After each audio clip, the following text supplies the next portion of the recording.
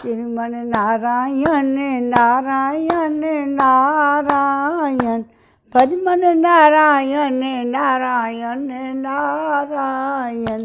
गोविंद मेरो है गोपाल मेरो है, श्री बांके बिहारी नंदलाल मेरो है। बांके बिहारी जय हो तुम्हारी, जय हो तुम्हारी लाला जय हो तुम्हारी। श्रीमन नारायण नारायण नारायण, भजमन नारायण नारायण नारायण। आज हम 18वां अध्याय और 19वां अध्याय, 2 अध्याय पढ़ेंगे। अदिति और दिति की संतानों की तथा मर्द गणों की उत्पत्ति का वर्णन। अब आगे श्री सुखदेव जी कहते हैं, हे राजा परीक्षित, सविता की पत्नी प्रश्नि के गर्भ से 8 संतानें हुई। सावित्री, बृहति, त्रयी, अग्निहोत्र, पशु, सोम, चातुर्मास्य और पंच महायज्ञ। भक्त की पत्नी सिद्धि ने महिमा और विभु और प्रभु, ये 3 पुत्र और आशीष नाम की एक कन्या उत्पन्न की। यह कन्या बड़ी सुंदरी और सदाचारिणी थी। दाता की 4 पत्नियां थीं, कुह और सिनीवाली, राका और अनुमति। उनसे क्रमशः साय, तर्स और प्रातः और पूर्णमास ये 4 पुत्र उत्पन्न हुए। दाता के छोटे भाई का नाम था विधाता, उनकी पत्नी क्रिया थी। उससे पृथ नाम के 5 अग्नियों की उत्पत्ति हुई। वरुण जी की पत्नी का नाम चर्षणी था, उससे भृगु जी ने पुनः जन्म ग्रहण किया। इसके पहले वे ब्रह्मा जी के पुत्र थे। महायोगी वाल्मीकि जी भी वरुण के पुत्र थे। क्या गलत बोल दिया? महायोगी वाल्मीकि जी भी वरुण के पुत्र थे। वाल्मीकि से पैदा होने के कारण ही उनका नाम वाल्मीकि पड़ गया। तो उर्वशी को देखकर मित्र और वरुण दोनों का कार्य वीर स्खलित हो गया था। उन्हें लोगों ने घड़े में रख दिया। उसी से मुनिवर अगस्त्य और वशिष्ठ जी का जन्म हुआ। मित्र की पत्नी थी रेवती, उसके 3 पुत्र हुए, उत्सर्ग, अरिष्ट और पिप्पल। प्रिय परीक्षित, देवराज इंद्र की पत्नी थी पुलोमनंदिनी शची। उनसे हमने सुना है उन्होंने 3 पुत्र उत्पन्न किए, जयंत, ऋषभ और मीडवान। और स्वयं विष्णु भगवान विष्णु ही बलि पर अनुग्रह करने और इंद्र का राज लौटाने के लिए माया से वामन उपेंद्र के रूप में अवतीर्ण हुए। उन्होंने 3 पग पृथ्वी मांगकर 3 लोक नाप लिए थे। उनकी पत्नी का नाम था कीर्ति, उससे वृक्षलोक नाम का पुत्र हुआ। उसके सौभग आदि कई संतानें हुई। कश्यप नंदन भगवान वामन ने माता अदिति के गर्भ से क्यों जन्म लिया? इस अवतार में उन्होंने कौन से गुण, लीलाएं और पराक्रम प्रकट किए? इसका वर्णन मैं आगे 8वें स्कंद में करूँगा। तो सुखदेव जी ने बताया कि 8वें स्कंद में आगे आएगा। अब आगे सुनाएंगे हम। प्रिय परीक्षित, अब मैं कश्यप जी की दूसरी पत्नी दिति से उत्पन्न होने वाली उस संतान परंपरा का वर्णन सुनाता हूँ, जिसमें भगवान के प्यारे भक्त श्री प्रहलाद जी का बलि का जन्म हुआ। दिति के दैत्य और दानवों के वंदनीय 2 ही पुत्र हुए, हिरण्यकश्यप और हिरण्याक्ष। इनकी संक्षिप्त कथा मैं तुम्हें 3रे स्कंद में सुना चुका हूँ। अपन ने अभी सुन ली है, पढ़ ली है।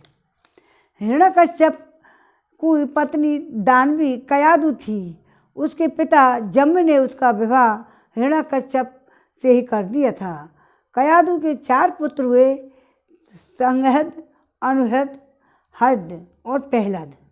इनकी चिंगी का नाम एक बहन भी थी, सिंगिका नाम की एक बहन भी थी। उसका विवाह विप्रचित चित्त नामक दानव से हुआ। उसे राहु नामक पुत्र की उत्पत्ति हुई। यह वही राहु है जिसका सिर अमृतपान के समय मोहिनी रूपधारी भगवान चक्र ने काट लिया था। संगत की पत्नी थी कृति। उससे पंचजन नामक पुत्र उत्पन्न हुआ। और हार्द की पत्नी दमनी, उसके 2 पुत्र हुए, वातापी इलवल। और इलवल ने ही महर्षि अगस्त्य के आतिथ्य के समय वातापी को पकाकर उन्हें खिला दिया था। और अनहद की पत्नी शूरम्या थी। उसके 2 पुत्र हुए, वास्कल और महिषासुर। प्रहलाद का पुत्र था विरोचन। उसकी पत्नी देवी के गर्भ से दैत्यराज बलि का जन्म हुआ। बलि की पत्नी थी का नाम आशना था। उससे बाण और 100 पुत्र पैदा हुए। दैत्यराज बलि की महिमा गान और करने योग्य है। उसे मैं आगे 8वें स्कंद में सुनाऊंगा। बलि का पुत्र बाणासुर भगवान शंकर की आराधना करके उनके गणों का मुखिया बन गया। आज भी भगवान शंकर उसके नगर की रक्षा करने के लिए उसके पास ही रहते हैं।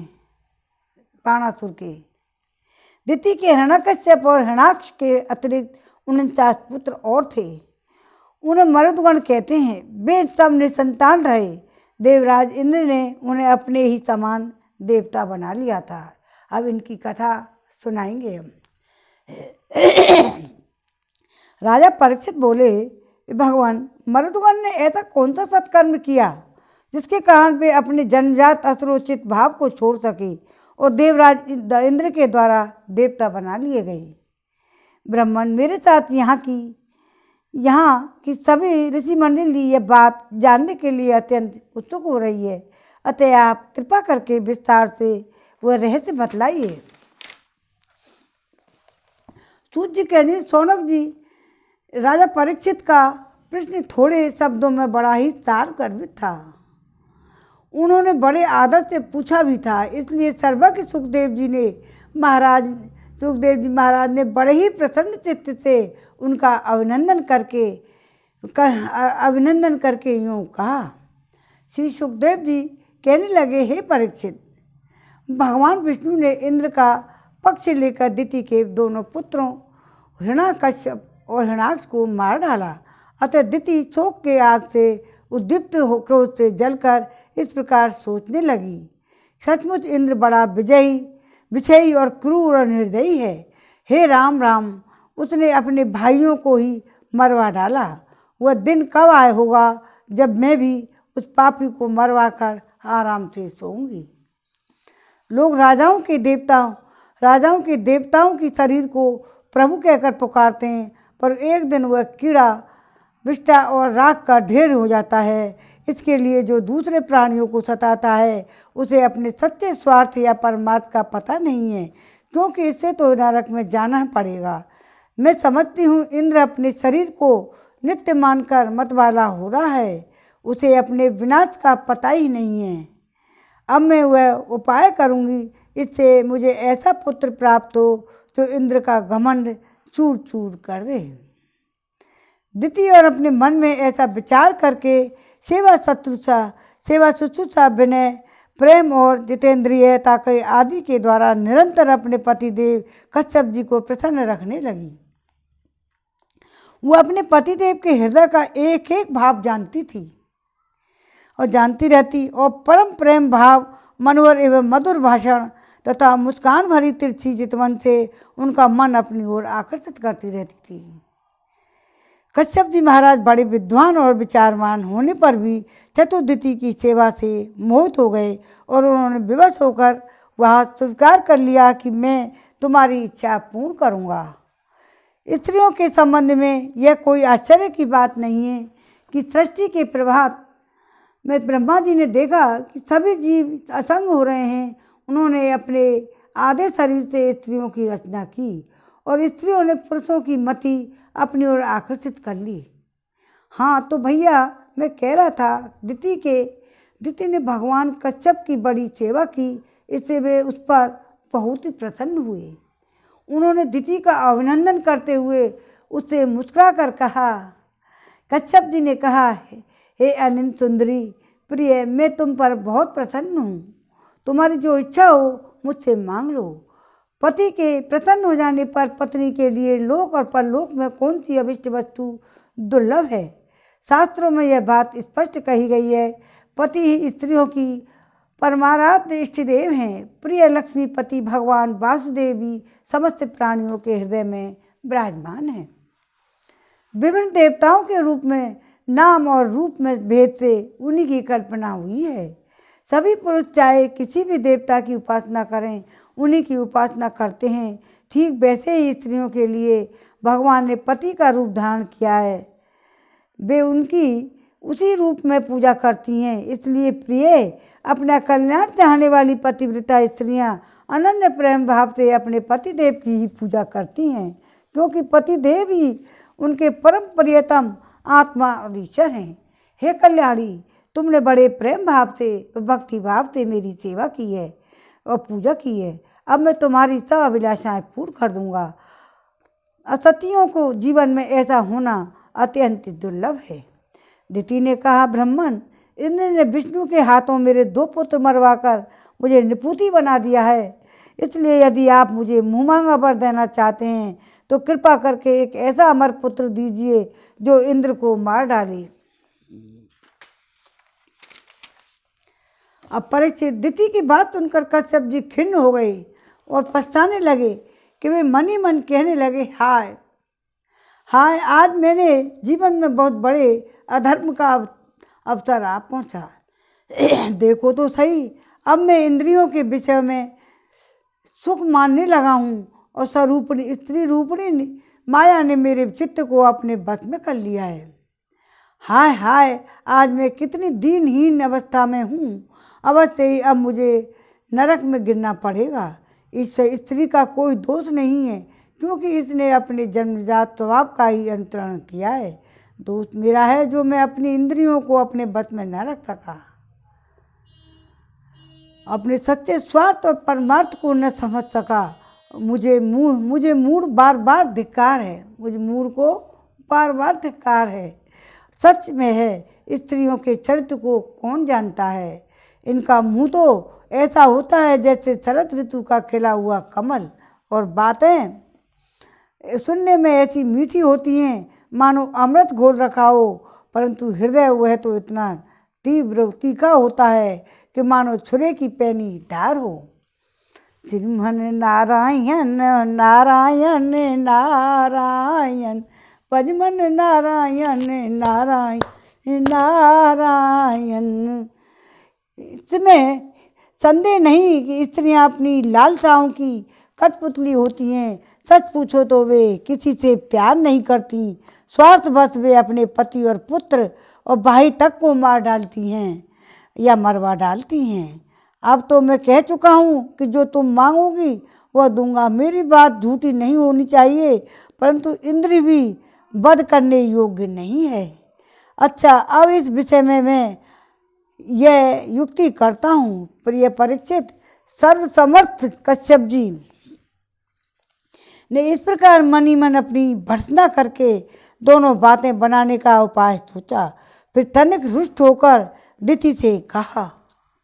कश्यप जी बोले, हे कल्याणी, तुम मेरे बतलाए हुए व्रत का 1 वर्ष तक विधि पूर्वक पालन करोगी तो तुम्हें इंद्र को मारने वाला पुत्र प्राप्त होगा।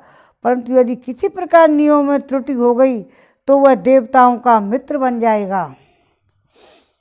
दिति ने कहा, ब्राह्मण, मैं उस व्रत का पालन करूंगी। आप बतलाइए मुझे क्या क्या करना चाहिए, कौन कौन से काम छोड़ देने चाहिए और कौन से काम ऐसे हैं जिनसे मैं व्रत भंग नहीं होता। कश्यप जी ने कहा, उत्तर दिया, हे प्रिय, इस व्रत में किसी भी प्राणी का मन वाणी क्रिया के द्वारा सताए नहीं। किसी को साप या गाली ना दें, झूठ ना बोलें, शरीर के नख और रोए न काटें, किसी भी अशुभ वस्तु का स्पर्श न करें, जल में घुसकर स्नान न करें, क्रोध न करें, दुर्जनों से बातचीत न करें, बिना धुला वस्त्र न पहने, किसी की पहनी हुई माला न पहने, झूठा न खाएं, भद्रकाली का प्रसाद मांस युक्त अन्न का भोजन न करें, शूद्र का लाया हुआ और रजस्वला स्त्री का देखा हुआ अन्न भी न खाएं और अंजलि से जलपान न करें। झूठे मुंह बिना आचमन किए संध्या के समय बाल खोलें हुए, बिना श्रृंगार के वाणी का संयम किए बिना चद्दर ओढ़े घर से बाहर न निकलें। बिना पैर धोए अपवित्र अवस्था में गीले पांवों से उत्तर या पश्चिम सिर करके दूसरों के साथ नग्न अवस्था में तथा सुबह शाम सोना नहीं चाहिए।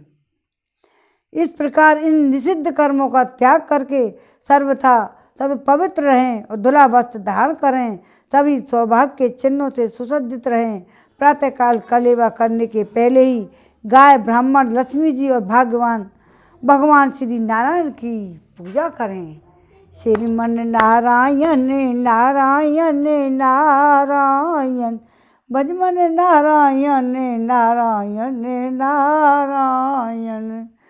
इसके बाद पुष्पमाला, चंद्र आदि सुगंध द्रव्य, नैवेद्य और आभूषण आदि से सुहागिन स्त्रियों की पूजा करें। पति की पूजा करके उसकी सेवा में संलग्न रहें और यह भावना करती रहें कि पति का तेज मेरी कोख में स्थित है। हे प्रिय, इस व्रत का नाम पुंसवन है। यदि यह एक वर्ष तक तुम इसे बिना किसी त्रुटि के पालन कर सकोगी तो तुम्हारी कोख से इंद्रघाती पुत्र उत्पन्न होगा। तो ये परीक्षित, दिति बड़ी मनुष्यनी और दृढ़ निश्चय वाली पत्नी थी। उसने बहुत ही ठीक कहकर उनकी आज्ञा स्वीकार कर ली।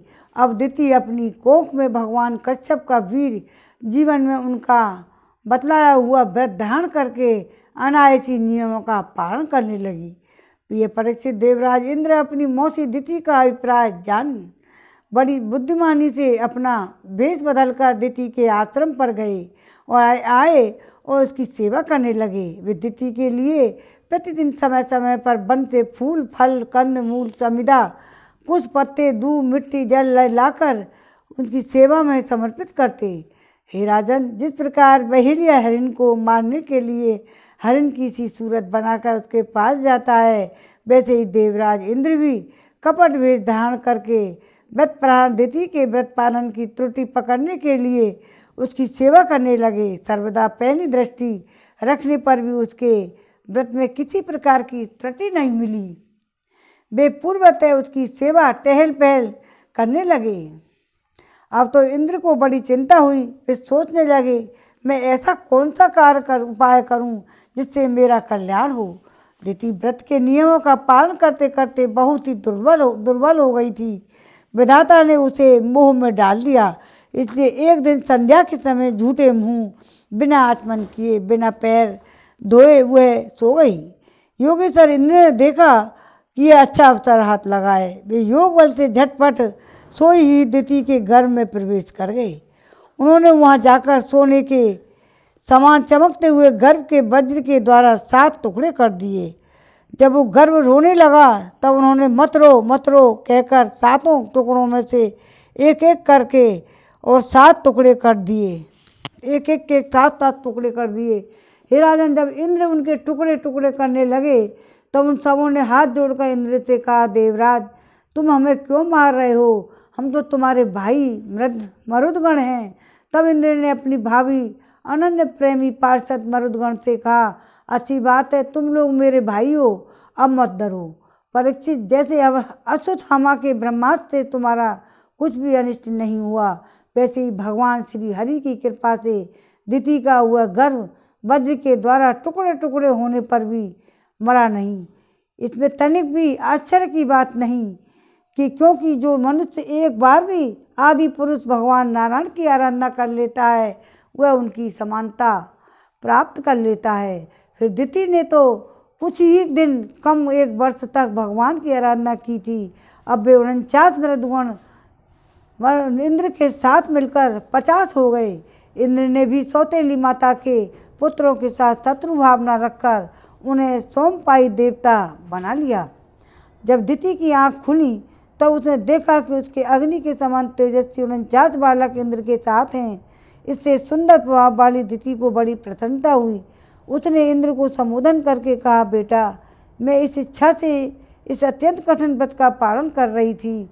तुम अदिति के पुत्रों को भयभीत करने वाला पुत्र उत्पन्न हो। मैंने केवल एक ही पुत्र के लिए संकल्प किया था, प्रिय 49 पुत्र कैसे हो गए? बेटा इंद्र, यदि तुम्हें इसका रहस्य मालूम हो तो सचमुच मुझे बतला दो, झूठ ना बोलना। इंद्र ने कहा, माता, मुझे इस बात का पता चल गया था कि तुम किस उद्देश्य से व्रत कर रही हो, इसलिए अपना स्वार्थ सिद्ध करने से उद्देश्य से मैं स्वर्ग छोड़कर तुम्हारे पास आया। मेरे मन में तनिक भी धर्म भावना नहीं थी। इसी से तुम्हारे व्रत में त्रुटि होते ही मैंने उस गर्भ के टुकड़े टुकड़े कर दिए।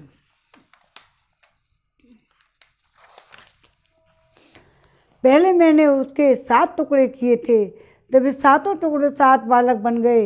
इसके बाद मैंने फिर एक एक 7 टुकड़े कर दिए, तब भी वे न मरे बल्कि 49 हो गए। वह परम आश्चर्य में ही घटना देखकर मैंने ऐसा निश्चय किया कि परम पुरुष भगवान की उपासना की यह कोई स्वाभाविक सिद्धि है। जो लोग निष्काम भाव से भगवान की आराधना करते हैं और दूसरी वस्तुओं की तो बात ही क्या, मोक्ष की भी इच्छा नहीं करते, वे ही अपने स्वार्थ और परमार्थ में निपुण हैं। भगवान जगदीश्वर सबके आराध्य देव और अपने आत्मा ही हैं। वे प्रसन्न होकर अपने आपत का दान कर देते हैं। भला ऐसा कौन बुद्धिमान है जो उनकी आराधना करके विषय भोगों का वरदान मांगे? माता जी, ये विषय भोग तो नरक में भी मिल सकते हैं। मेरी स्नेहवही जननी, तुम सब प्रकार से मेरी पूज्या हो। मेरे मूर्खतावश बड़ी दुष्टता का काम किया है, तुम मेरे अपराध को क्षमा कर दो। ये बड़े सौभाग्य की बात है, तुम्हारा गर्भ खंड खंड हो जाने से एक प्रकार मर जाने पर भी फिर से जीवित हो गया। सुखदेव जी कहते हैं, परीक्षित, दिति देवराज इंद्र के स्वभाव से संतुष्ट हो गई। उसे आज्ञा लेकर देवराज इंद्र ने मरुदगणों के साथ उसे नमस्कार किया और स्वर्ग में चले गए। राजन, मरुदगण का जन्म बड़ा ही मंगलमय है। इसके विषय में तुमने मुझसे जो प्रश्न किया था उसका उत्तर समग्र रूप से मैंने तुम्हें दे दिया। अब तुम और क्या सुनना चाहते हो? 18वें अध्याय का यहाँ ही विराम होता है। अब 19वां अध्याय पढ़ेंगे। श्रीमन नारायण नारायण नारायण, भजमन नारायण नारायण नारायण। पुंसवन 19वां अध्याय शुरू। पुंसवन व्रत की विधि। राजा परीक्षित ने पूछा, भगवान, आपने अभी पुंसवन व्रत का वर्णन किया है और कहा है कि उससे भगवान विष्णु प्रसन्न हो जाते हैं, तो अब मैं उसकी विधि जानना चाहता हूँ। सुखदेव जी ने कहा, हे परीक्षित, यह पुंसवन व्रत समस्त कामनाओं को पूर्ण करने वाला है। स्त्री को चाहिए कि वो अपने पतिदेव की आज्ञा लेकर मार्गशीर्ष शुक्ल प्रतिपदा से इसका आरंभ करे। पहले मरुदगण के जन्म की कथा सुनकर ब्राह्मणों से आज्ञा ले। फिर प्रतिदिन सवेरे दातुन आदि से दांत साफ करके स्नान करे, 2 श्वेत वस्त्र धारण करे और आभूषण भी पहन ले। प्रातःकाल कुछ भी खाने से पहले ही भगवान लक्ष्मी नारायण की पूजा करें। इस प्रकार प्रार्थना करें कि हे प्रभु, आप पूर्ण काम हैं, अतएव आपको किसी से भी कुछ लेना देना नहीं है। आप समस्त विभूतियों के स्वामी और सकल सिद्ध स्वरूप हैं। मैं आपको बार बार नमस्कार करती हूँ। मेरे आराध्य देव, आप कृपा, विभूति और तेज, महिमा और वीर आदि समस्त गुणों से नित्य युक्त हैं। इन्हीं भर्गों, ऐश्वर्यों और नित्य युक्त रहने के कारण आपको भगवान कहते हैं। आप सर्वशक्तिमान हैं। माता लक्ष्मी जी, आप भगवान की अर्धांगिनी और महामाया स्वरूपिणी हैं। भगवान के सारे गुण आप में निवास हैं। महाभागवती जगन्माता, आप मुझ पर प्रसन्न हुई। मैं आपको नमस्कार करती हूँ। हे परीक्षित, इस प्रकार स्तुति करके एकाग्रचित्त से ओम नमो भगवते महापुरुषाय महानुभावाय विभूत पते सह महाविभूति वल्ल महापहरानी। ओंकार स्वरूप महानुभाव समस्त महाविभूतियों के स्वामी भगवान पुरुषोत्तम को और उनकी महाविभूतियों को मैं नमस्कार करती हूँ और उन्हें पूजो उपहार सामग्री समर्पित करती हूँ। और इस मंत्र के द्वारा प्रतिदिन स्थिर भाव से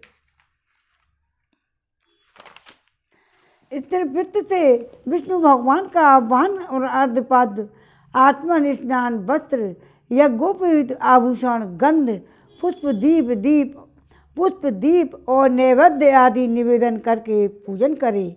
जो नैवेद्य बच रहे उसे ओम नमो भगवते महापुरुषाय विभूते पते स्वाहा महानेश्वरों के अधिपति भगवान पुरुषोत्तम को नमस्कार है।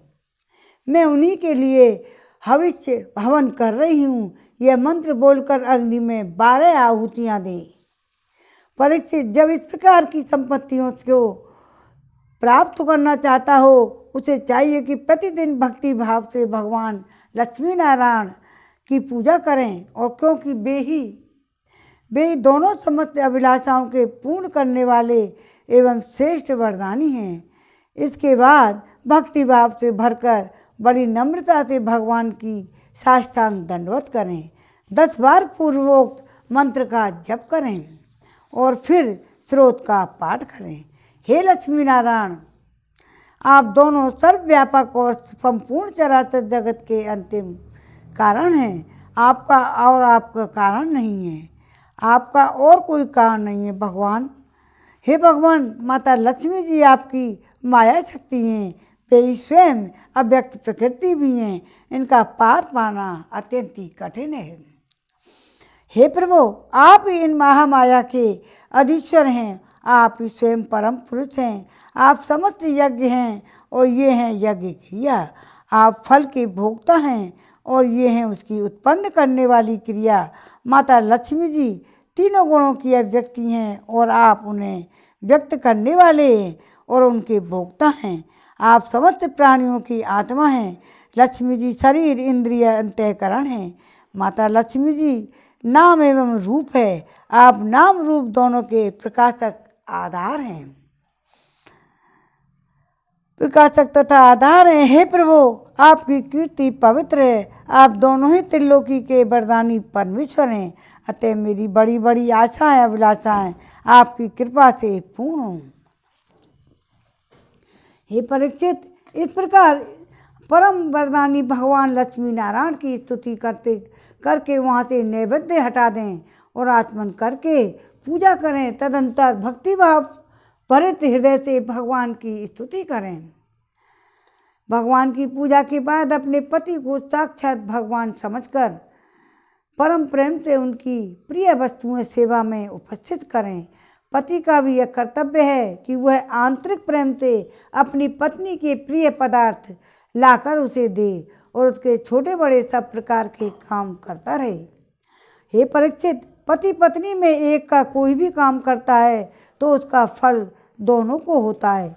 इसलिए यदि पत्नी रजोधर्म आदि के समय यह व्रत करने के अयोग्य हो जाए तो बड़ी एकाग्रता से सावधानी से पति को ही इसका अनुष्ठान करना चाहिए।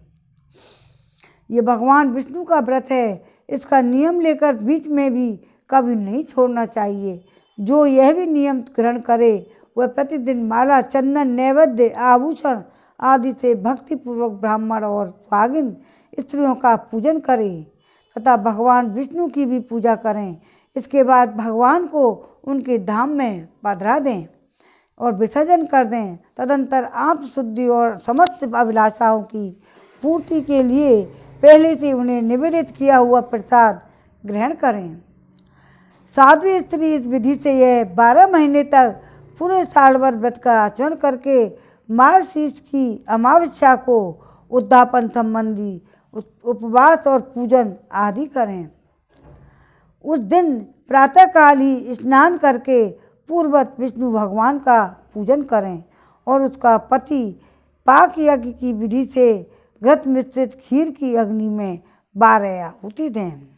के बाद जब ब्राह्मण प्रसन्न होकर उसे आशीर्वाद दें तो बड़े आदर से सिर झुकाकर उन्हें स्वीकार करें।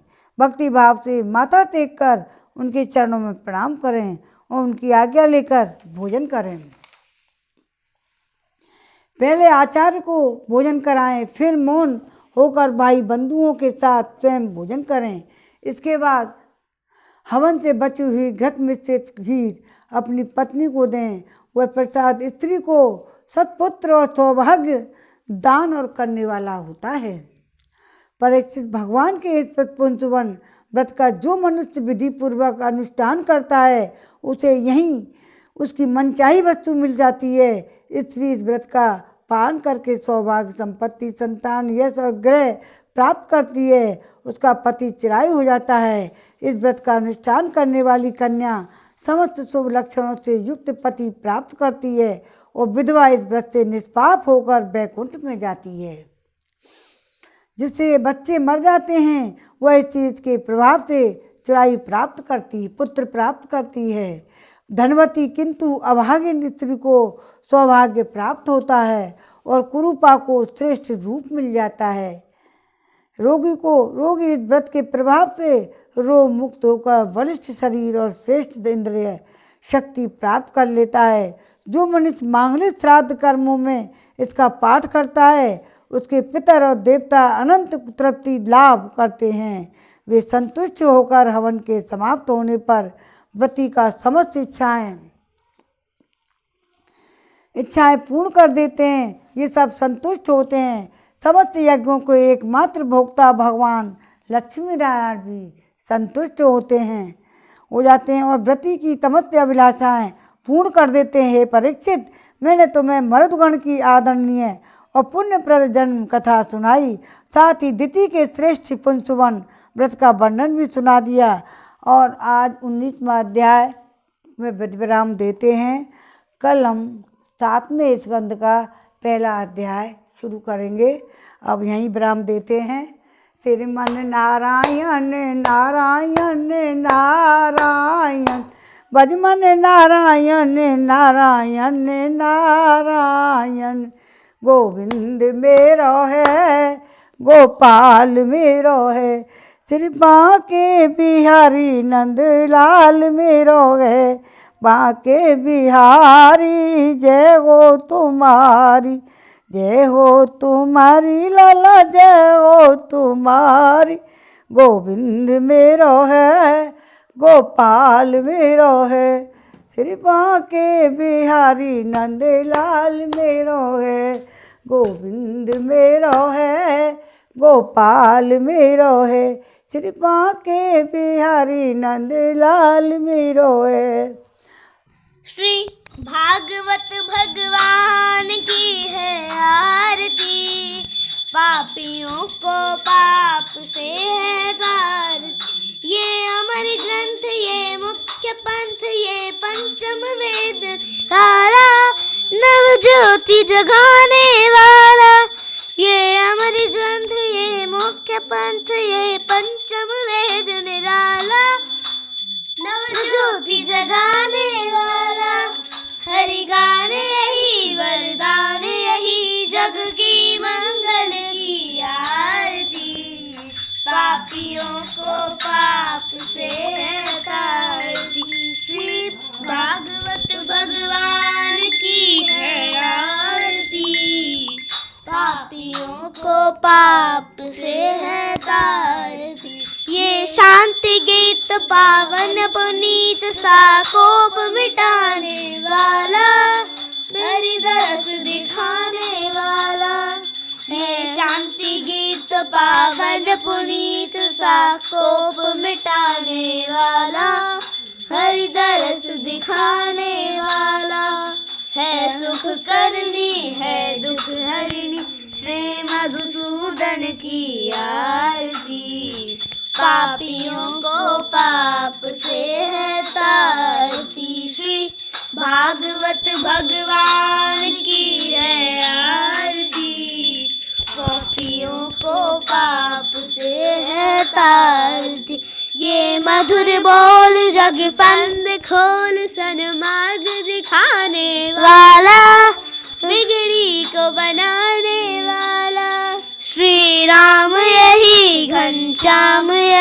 प्रभु की महिमा की आरती। पापियों को पाप से है तारती। श्री भागवत भगवान की है आरती। पापियों को पाप से है तारती।